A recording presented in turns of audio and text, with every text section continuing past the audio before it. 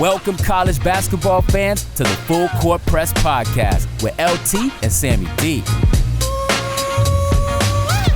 This is the podcast that brings you legendary stories from college basketball's golden era and dives in deep with a current analysis of today's game. Get ready for the most energetic and entertaining college basketball podcast around. Let's get it.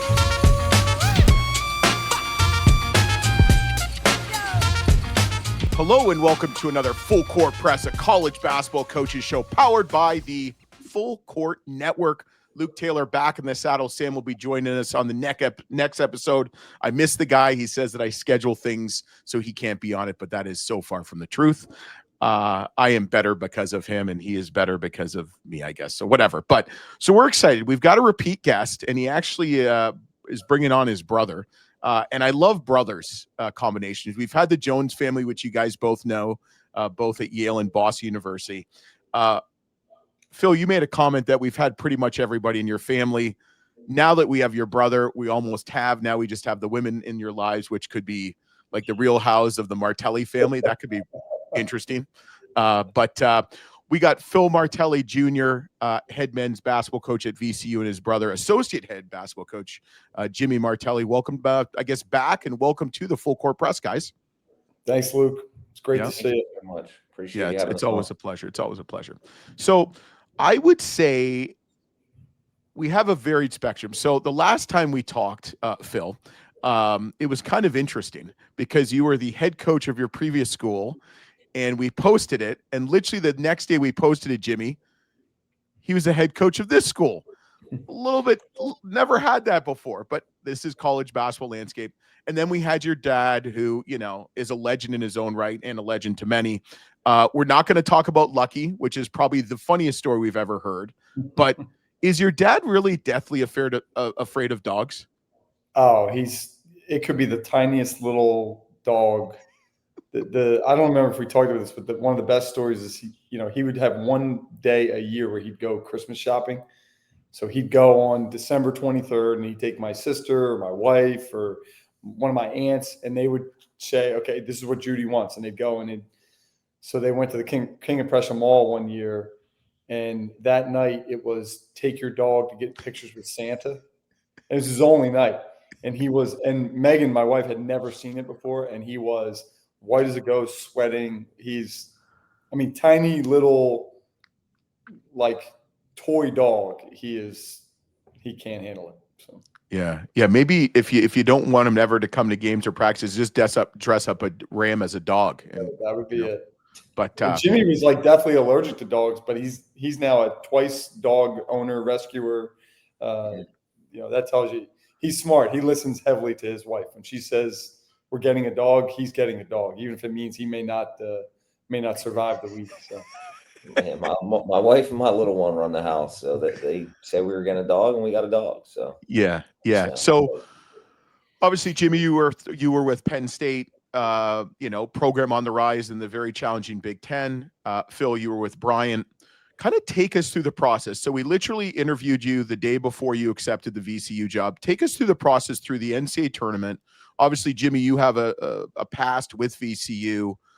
Kind of take us through kind of the process. And then also, Phil, talk about how much did you lean on Jimmy to learn more about VCU maybe? Yeah, starting with that a lot. And not just through this process, but through the years, right? Like just asking him, like, okay, what is it that you guys are doing? VCU's always been in the forefront of everything. So any of these rulings that would come, deregulation and revenue sharing and, collectives and all these things, like he was one of the first phone calls to say, like, all right, what is it that you guys are doing? Because if you guys are doing it, obviously at a place like Bryant, we weren't going to be able to replicate what they were doing. But is there a little thing there that we can take?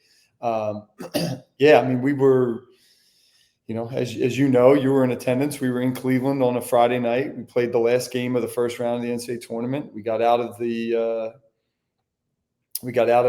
whatever that place is called, Quicken Loans Arena, maybe. Yeah, Rocket Mortgage, yeah. Rocket Mortgage. I think I left there around 1:30, maybe even close to 2 a.m. Got back to the hotel. And then we were leaving the next day around noon. So I tried as best I could to get a few hours of sleep. I was on the plane ride home, just kind of putting my thoughts and notes together to wrap up the season, to figure out what we need to help the guys that were out of eligibility, with agents and pro contracts and all that.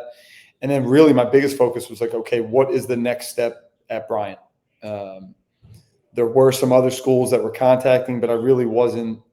I was really focused on Bryant and being there a long time. Incredible leadership there with President Russ Cattell, Bill Smith, the AD, one of my favorite people in the world, forget in the business, but in the world, just, a great man, great leader. So I was really content. My family was happy. And then it was Tuesday afternoon. I was sitting, waiting to start a meeting with Bill to kind of go through the future. And I got a text from Ed that said, I could be headed your way shortly. And I was just blown away. And Ed, the AD here, has been a longtime friend. He was our AD when I was an assistant at Niagara. So, we have had a lot of conversations over the years about jobs and, kind of weaving that avenue and what this job and that job, even as an assistant, what's the next steps and all those things. So then for him to say that was like, okay. So then I had my meeting and I left my meeting, and shortly after that, I got a text saying, okay, I'm on the way. I'll be there tonight. And then news actually broke that I took the job while I was sitting in my pajamas on my couch, nodding off. It broke on Twitter that I accepted the job. Ed wasn't even there yet. We hadn't even really had other than a few text messages, there was not even a formal conversation or really in-depth conversation. And then from there, obviously all heck broke loose, then we met super late that night when he got in, kind of finalized things the next morning. Were you still in your pajamas on the couch? No, I did change to go. I was like this. I was in sweats, meeting with them. But it helped because we had a prior relationship. So it wasn't really an interview process, right? Like he knew me, I knew him.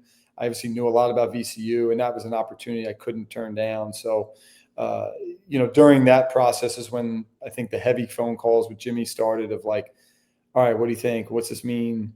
Wanting him here, and then, getting to the press conference and I said this to him on the phone, like I wanted him here badly, not because he's my brother, but because I know how good he is, how organized, how detailed, incredible recruiter, the relationships he has, all those things I knew would be a benefit to VCU, not to me, but to VCU. And then when I came for the press conference, so that was Wednesday morning, we finalized things. Wednesday afternoon, we were on the plane. Wednesday night, we had dinner with the team. And Thursday morning, we were having the press conference. And, talking to everybody here in those short hours, it became very apparent, like my want was a clear need, that I needed Jimmy here. His institutional knowledge, his all those things, his relationships in the community here. I mean, that's, to be honest with you, that's what I get the most. People are like, oh, we're so excited you're here. And really what they mean is we're so excited Jimmy's back. Like that is what I get more than anything. And I get it. I understand it. Jimmy, I hear a pay raise pretty soon. Yeah, I saw it was recording, so I can't wait to keep all this and break it out when I need it. I could have used it back when I was 10 and 11 and dealing with this. I could have dealt with a little bit of like confidence boost, but no, I'm blessed to be here and thankfully gave me opportunity. And it is such a special place that we came, my wife and 3 daughters, we came running back to a place we consider, a home for us. Yeah. And obviously it is very special. I mean, Penn State's a very special place. Coach Rose is a great coach, programs on the rise, but, and you guys know a little bit about the A-10 too. So obviously, so talk about the rest of your staff. How did you this is a Sam question because he's here in spirit. So pretend I'm Sam. How was the staff put together? Obviously you got your little brother who just developed a ton of confidence in the last 3 minutes because of me and us and the Full Court Network. He never lacked for confidence. Don't let him fool you. Hey, I'm the youngest. Jimmy, are you the youngest? Or is your sister the oldest? I'm middle. It's worse. I'm the middle. Yeah. So I'm the oldest. She's the youngest. He's the middle, and 15 months. So it was always like every stickball game, every ping pong game, every video game, every one-on-one game, every wiffle ball game usually ended with like if people say like, well, what's your record against each other? There is none, because no game ever ended because it ended in some sort of a altercation. A lot of asterisks on that schedule. Yeah. A lot of broken ping pong paddles and footballs that ended up, God only knows where. Oh my God. So let me ask you this then. You pretty much came into a situation, and especially in today's college landscape, you got a blank canvas. What was the kind of the background on the roster creation? I mean, you've got, some really talented players that played other places, whether it's Villanova, LSU, Bryant, you brought two strong players with you, kid from Oregon. I guess, what were you trying to do with the roster year one? Try to get the most talent we can get with high character. At some places you have to sacrifice one for the other, right? Like, okay, we want to be high character, so our talent level is not going to be as much, but maybe the sum, the whole is greater than the parts. At other places, you sacrifice the character. You say, okay, this guy's got all these skeletons in his closet, but you know what? Like, we're not getting a guy that talented without it. Here, you don't have to sacrifice either. So that was a big deal. We want to get talent, guys that fit our style, and we found success with interchangeable parts, guys that can switch on defense, that can play different positions on offense, handle the ball, score the ball. So really, it was that. It was just trying to find guys that fit that. Efficiency really matters to me, so that was something that wanted guys that were efficient. Some guys played bigger roles where they were, some guys played smaller roles, but were they efficient when they were out there? So that was a big deal. There's certain things that haven't done transfers now for a while, certain benchmarks and certain things that I look at that maybe, other people don't, I don't know, but there's certain stats, certain things, certain little triggers that I kind of look at and say, okay, that tells me that guy has a chance to be successful for us. Maybe not for somebody else, but for us. And then, the big piece is that character piece.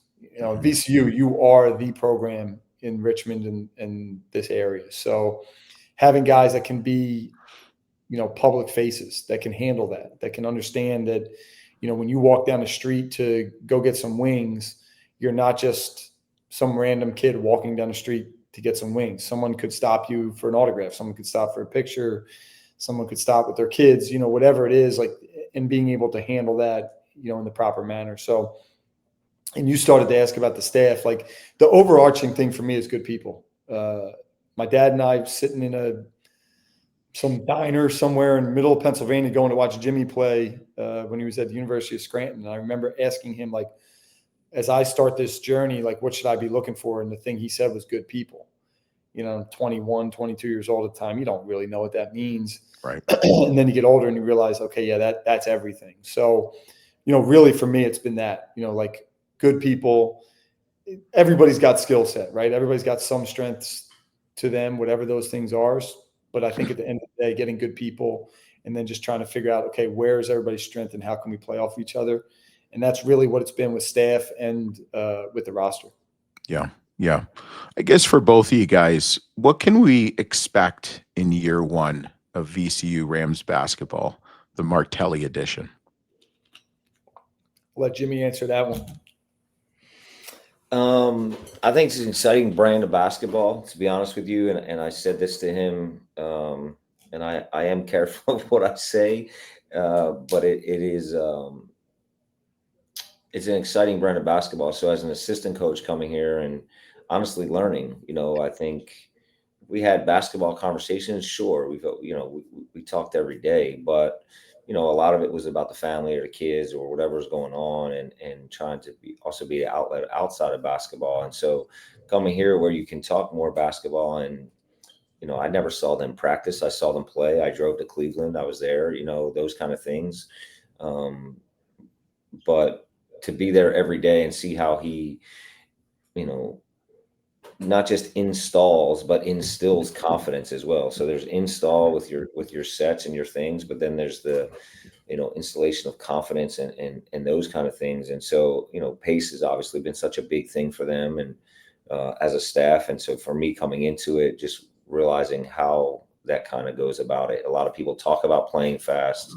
They've done it. He's done it as a head coach for multiple years now. And, it kind of fits VCU's brand and, being right here and in the city and being gritty and tough and all those kind of things, my brother and the staff as a whole embodies that, toughness, grit, hard work, that the city of Richmond and the fans here at VCU love. Yeah. Is there any player or two that fans, Rams fans, basketball fans like us should get kind of excited about and maybe study up on? Is there one or two guys, and I hate to pick on one or two because you have 13 plus players on a team, but is there one or two players that people are going to be like, okay, but a little bit surprised about? Well, I think just in terms of guys that fit VCU, two of the returners, Brandon Jennings, who's a Richmond kid, that was a big deal getting him back. He's an elite defender. I'd be hard pressed in 20 some years to go back and find somebody that was a better defender than him. I mean, maybe Tyrone Barley, who I played with at St. Joe's, who was a backup guard with Jameer and Delonte, that was like exceptionally gifted on the defensive end. But Brandon is he just has winning plays oozing out of him like every day. And because he's a Richmond kid, he's a true homegrown, beloved guy. So he certainly has the fans' hearts. Christian Furman, who, and it's not necessarily, I'm not saying like these will be our two best players or whatever, but I mean, Christian Furman's been here for 4 years. Think about this, like in this day and age, Christian Furman has lived through 3 head coaches and stayed at the school for 4 years. No one stays at a school for 4 years. No one certainly stays at a school for 4 years when they've had 3 head coaches. And he's done that. I mean, that's bleeding black and gold. And when you want to be somewhere, and I think all these guys, the new guys, returning guys, they all really want to be at VCU. They understand what that means. They understand the excitement about that. They have an excitement. Even the guys that came from SEC, Big Ten, those types of levels, they understand the magnitude of like, hey, VCU means something, right? And Siegel Center means something. Mm-hmm. So I think there's a whole bunch of guys, and I keep telling these guys, like, we have 13 healthy guys right now. We have a walk-on who tore his ACL and is returning from that. So that's our 14th. So 13 healthy guys that are out there practicing every day. And I want those hard. I have no more hair to lose, so I can sit here and have as much stress as possible. Nor does your brother. No, nor does like I want those hard decisions. And this group, more than any, has made it really hard. Again, it's still only September 12th. But, when people want to say, well, starting lineups and rotations and all that, I don't know. There are guys like we'll sit in a staff meeting and I'll say, yeah, I just don't know if he's going to be able to crack the rotation. And then a week later, you're like, man, he could be a starter, and it's because of the level, of everybody in the gym. So I've been really pleased from that standpoint. They are very competitive. They play hard. Those are the things that we want and won't negotiate on. And then, the level across the board has been really, really, really good. Now, I won't play 13, and they know that. But I want hard decisions. I don't want guys making it easy for me. Yeah. Jimmy, I was going to ask you earlier, was the decision to talk to your former employer difficult to say you want to go back to VCU just because of his connection with VCU? No, that decision, Mike Rhodes is one of the most stand-up human beings I've ever been around. And to be honest with you, my brother and I are blood brothers, but, Coach Rhodes he's special. He's special to me. He's special to our family. And he fully supportive of me, will be for life. You know, we're bonded, and I worked for him previously to VCU at Randolph-Macon. And so that relationship has been almost 20 years now, which makes me sound old. I hate saying that 20 years stuff, but you know, we've been friends honestly for 20 years, and he's become like a brother, honestly, into our whole family. And so, you know, a lot of people think, oh, it's easy, you're going back to VCU and with your brother. I'm like, yeah, but you don't understand. I'm also leaving a guy that, you know, I consider family to me as well. And so, you know, he understood it, you know, and realized the opportunity that I have, and not just at VCU, but the opportunity to work alongside your brother, you know, at an institution like VCU, in a basketball program like VCU, to do those kind of things. It's once in a lifetime. And, you know, we had a heart to heart, and he understood it. And we hugged each other, you know, when I left there, and I love those guys. I wish them nothing but the best, and have a lot of ties there. And, you know, so I appreciate everything he did for me. Yeah. Okay. So we're going to go to the shot clock since we're, Phil, you've been on it. We're going to, it's going to be a fun one since there's two of you. I'll be very just painless. If it leads to a story, go have it. So we'll start easy. Okay. Jimmy, we'll let you go first since you're the middle child and you don't get as much as the older and the younger child. I appreciate that. According to you, because that's every middle child. I'm the youngest. So we'll see how this goes. So one word to describe your dad. Family. Phil? There's so many. Just one.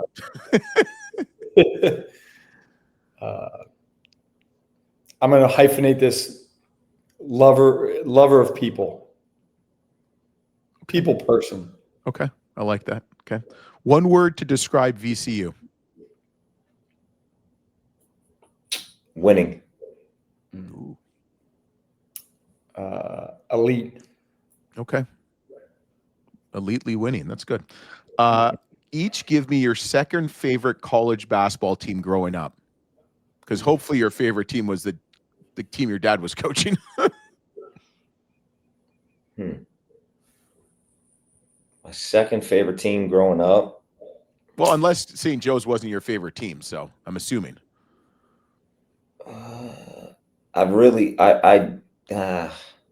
See, I was a guy that jumped around. You know, I was like a 49er fan for a minute and all this kind of stuff. I know the Eagles fans won't like to hear that, but I love those UMass teams, you know, and it wasn't Canby. It was like, what was it? Travieso and like those guards. Lou Rowe. I was a Lou Rowe fan. Oh, yeah. Those teams were, I mean, they were so fun to watch and so good, obviously. And having an opportunity to see them live gave you an appreciation for it. And I loved watching Bobby Hurley too. So I got to give him a shout out. Yeah. Who do you think would have won in a fight, Chaney or Calipari? Chaney would have won. I love Coach Cal, but Chaney was, I love Chaney would have had all North Philly behind him, and you don't want to mess with North Philly. So that's true. So Phil, give me your second favorite college basketball team growing up. Probably the same, like jumping around. Like one of my first ones was the Danny Manning Kansas team. Oh, Manning and the Miracles. Obviously, like the UNLV team. Oh, you know, Stacey Augmon, Larry Johnson, Anderson Hunt, Greg Anthony, and the always forgotten George Ackles was the center. George Ackles, the NIL All-Stars. Yeah, that was. It's funny. I just heard a podcast with Josh Pastner, and he was talking about how like all these like recruits' parents and coaches are like, my first jersey ever was like a Larry Johnson UNLV jersey. So that's a good one. Fab Five, obviously. Different teams like those Arkansas teams, in the mid '90s, with Corliss Williamson, Scott. Do you want to just name every good team in the '90s? I mean, that's pretty much it. Like, I feel like that's what it was, right? Like, Jimmy the questions. He gets straight to the point. That was it for me. Okay. I had a hard time rooting for anybody else, to be honest with you. I had a really hard time. That's a good answer. I have a memory of us and our cousins going with my grandfather to breakfast, and then him taking us to buy like winter coats, and it was like, like it wasn't those starter jackets. Like we had those, like I had a Chicago Bears starter jacket. Yeah. And it was like all colleges. I was like, I don't want to buy one. I don't want to wear any of these teams. You know, like, I don't want to wear a Michigan winter jacket or North Carolina winter jacket. So. All right, Phil, give me the song that best describes Jimmy. What would be his walkout song be? Well, he's kind of a chameleon with, like, you get in his car, you could be listening to anything. Me personally, I would say it has to be something Eminem. That would be it would be something Eminem, you know, one of those, any one of those Eminem songs, like just a hard-nosed, underdog story. That would be Jimmy. Okay. Jimmy, what about Phil? What's his walkout song? I've thought a lot about questions about him and those kind of things. I've never thought about that one. Man, that's a tough question. I go to Springsteen.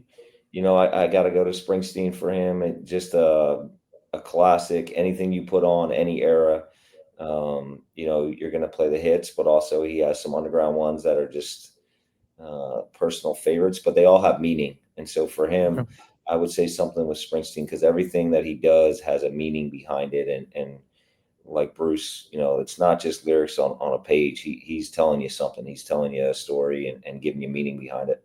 Yeah. Okay. I like that. All right. We're going to go some quick questions. It should be easier. Who had the higher GPA? That's a good question. Yeah. I don't know. I would say I was naturally better in school. Jimmy was a harder worker in school. But that's 100% true. I did get a 4.0. At one semester, I got a 4.0. That's a longer story that we don't need to get into about how I had to go to summer school to get it. But I used that one semester. And so if that question were to come up, I said, well, I was the one that got a 4.0 for a semester in high school. But yeah, I'm not sure. Okay. This should be an easy one. Who got yelled at more as a child? Me. I think Jimmy. Yeah. Okay. 100%. Okay. Who had better hair as a child? Probably Jimmy. I was always generic, but he had all kinds of curly. He had cornrows at one point in time. He had all kinds of you got to cut this. How do you edit this thing? Yeah, I don't know. Definitely when I got to college and I grew my hair out and I had blonde hair, curly. In the summer times, it would turn from the chlorine and the sun and everything. It would turn almost white. I mean, it was kind of crazy. But I experimented a lot more. He was kind of more just. I don't know if you can see this picture, but that's an old picture. There. Is that your dad? Yes, with the mustache. Yeah. Oh my God, that's awesome. So we may bring that look back for a game this year. We may have to find those sweaters and bow ties and bring them back. So yeah, I was. Oh my God, that's Jimmy with the wherever his area is with the blonde. Yeah, look at that, dude. That's awesome. You should bring that back. So two more questions, and these are a little bit more potentially thought-provoking because we like to be thought-provoking here on the Full Court Network. So what would you say, Phil, if Jimmy was a candle scent, what would he be? Oh, jeez. A candle scent. Man. Jimmy.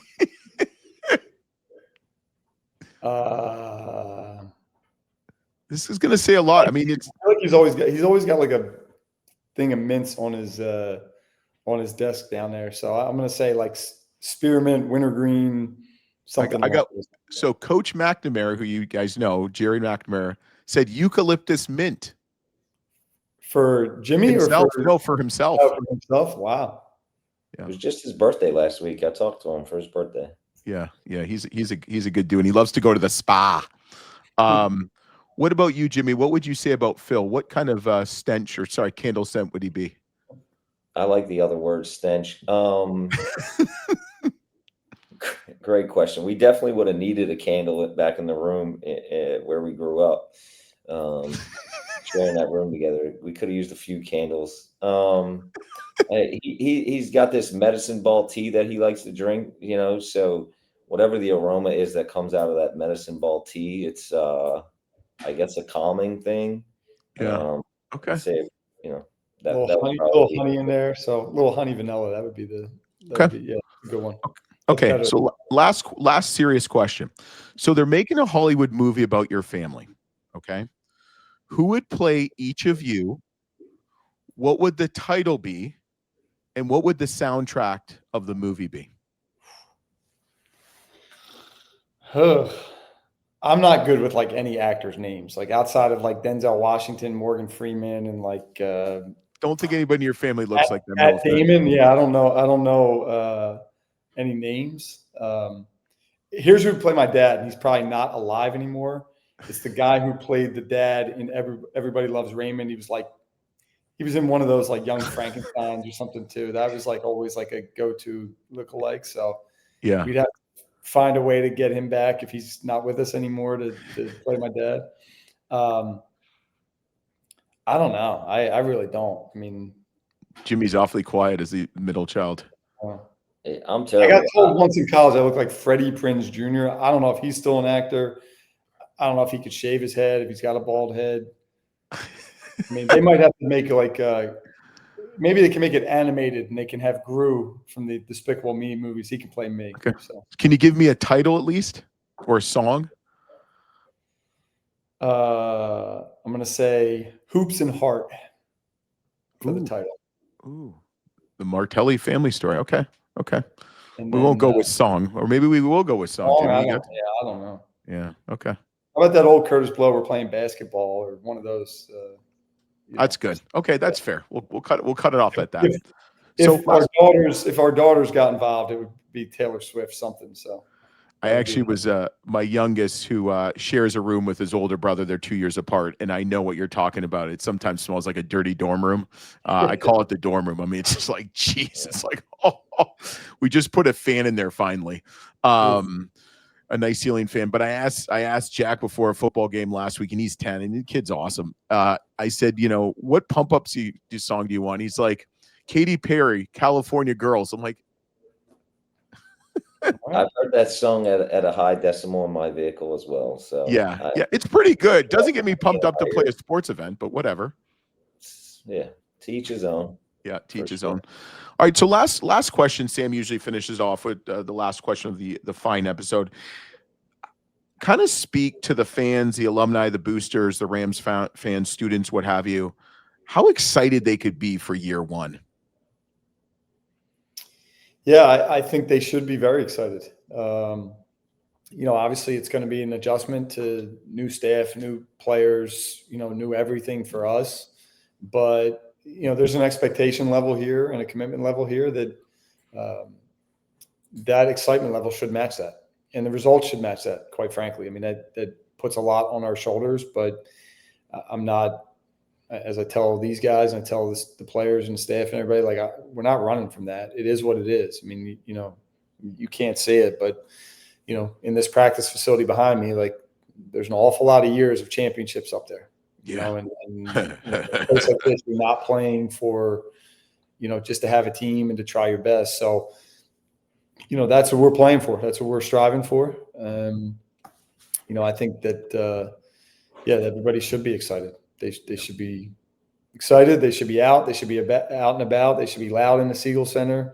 That alone, being in the Siegel Center, listening to the Peppers play, the band, the excitement that they bring into it, like there's no reason not to. And not just for the men's basketball program, but for everything here at VCU. I mean, it's the second largest freshman class ever. It's the largest freshman and transfer class ever.